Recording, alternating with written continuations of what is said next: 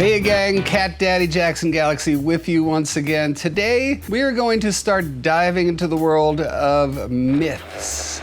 Cats are absolutely prime for the misconception picking, man. Our first myth is cats will always land on their feet.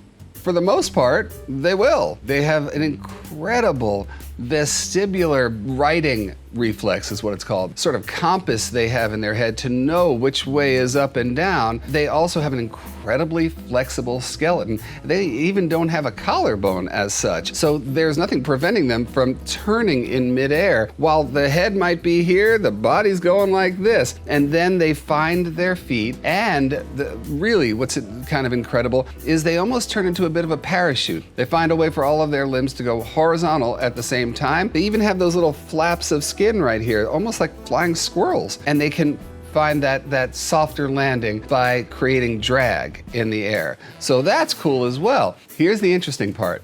If your cat falls from about 6 feet up or 3 feet up even, they might have less of a chance of finding that righting mechanism than if they fell from the ceiling. There's even something called high-rise syndrome in cats. One study found cats falling from higher heights actually sustained less life-threatening injuries than those who fell from lower heights. Now, there's a lot of mitigating circumstances in that one, but what I'm trying to say is I've seen injuries from a cat falling 5 feet off of a bookcase that they wouldn't have had if they had fallen from 10 or 11 feet. So the righting mechanism is different from cat to cat, but they do learn it as kittens. By the time they're about 7 weeks old, they pretty much perfected it, but it does speak to you being very careful about not only how you catify your home. I've seen a lot of folks do shelving at a certain height, not thinking about where their cats are going to be falling from. Do they have time for that righting mechanism to kick in? And one thing that you really should think about is where they're landing on. Is it hardwood floors? Because when they hit, their body knows how to land that way, but what happens after that?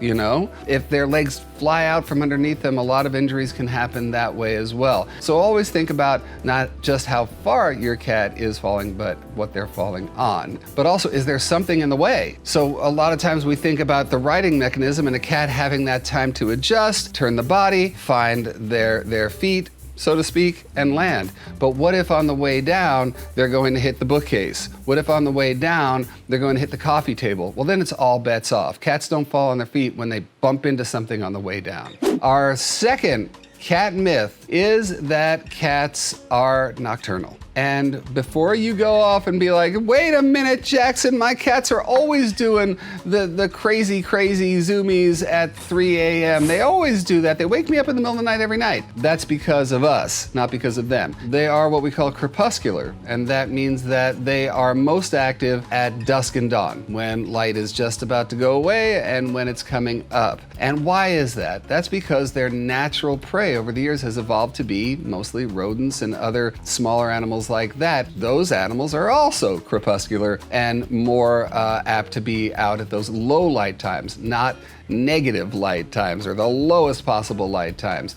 Cats have evolved over the years to hunt those specific creatures, and that is why their eyesight is so brilliantly adaptive to low light. That is why their whiskers exist to help give them that extra little added bonus. And if you haven't watched the whisker video, you really should be, because I go like this like crazy. Go ahead and check out that video as well. All of those great tools that cats have are all about low light. Cats can't see in complete pitch darkness. They can take any available tiny little light source and turn it into vision, but really the best chance they have of catching prey is dusk and dawn hours. So why do we think that cats are nocturnal? It's because in our homes, they tend to be. That's only because we haven't coaxed them into a proper circadian rhythm to go along with our lives. Because we're gone all day, they may sleep all day. We come home, we have different energy spikes, they try to follow along with us, but because we are not feeding them at normal hours with us, we leave out food 24/7, we don't help expend that energy through play every single day, we are not paying attention to what I call the 3 R's, and the 3 R's are routine, ritual, rhythm.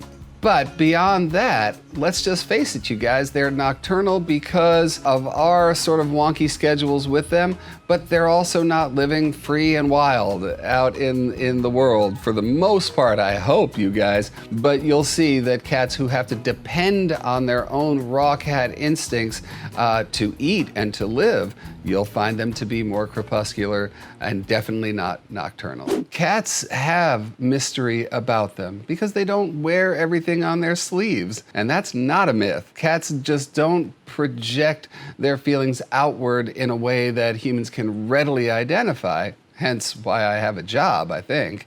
Cats have not had an easy ride through history, and that's for sure when it comes to their life with people. I mean, think about it. Cats were worshipped by the Egyptians and blamed for the Black Plague. The rats and the mice carried the plague, and then we killed the cats, and then, of course, the disease went rampant. But anyway, cats, because we don't understand them, we tend to sometimes worship, sometimes revile, and a lot of times, not much in the middle. So that speaks to our third and final cat myth, that cats are solitary creatures. And of course, that also leads to cats don't care about me. Cats are sarcastic or aloof because they don't care about anything but themselves. That's a myth. Cats are solitary hunters for the most part, but that's where it ends. Cats don't live by themselves. If anyone who has ever done any TNR in their life or has hung out with feral cats, which I've done, knows that they live in colonies. They don't live by themselves. And then we see them do what we consider to be antisocial behavior, which is not only I don't come when I'm called, I am not motivated by pleasing the humans, I show love in a way that humans are not wanting, meaning I don't want to be cuddled sometimes, or I don't like to be cuddled at all. I don't like to be picked up at all, some cats. And that we interpret as being antisocial, solitary, loners, aloof. You get where I'm going with this. Cats are familial. Cats are social. Cats are born and brought up with their moms and their siblings until at least 16 weeks of age. Cats being antisocial, cats being loners, solitary, all a myth. And just one more note about this final myth, because I mean, if you really want to get me going here, we talk about how much we project onto cats because we don't understand them. So I will tell you this, the more you understand about all cats and the more you understand about your cat, the less you're going to think that they are, again, solitary, aloof, non-social, spiteful, hateful, sarcastic, whatever that is. It's because we are seeing them through the lens that we would like to see them through, which is seeing them through dog-shaped lenses. I mean, that's really what it comes down to. We would like our cats to demonstrate to us how social they are based on how we expect a pet to exhibit those qualities, hence dogs. Meaning, I love you so much, I'm a dog, I love you so much, please don't go away, please don't go away. But with cats, we do the opposite. We do the opposite because they have a bit of mystery around them. They don't demonstrate to us what their emotional state is 24/7, and they don't come to us when we call their names often and just for love. We think, well, they only love us because we feed them. See, that's where we are falling off the cat ship a little bit. So listen, you guys, check out my book, Total Cat Mojo. It will really give you a little bit more insight about all cats, about your cat and your place in the equation. And then we won't be saying stuff like cats are just antisocial. All right, you guys, that's it. Please, in the comments below, tell me what you think are big myths that I definitely mythed.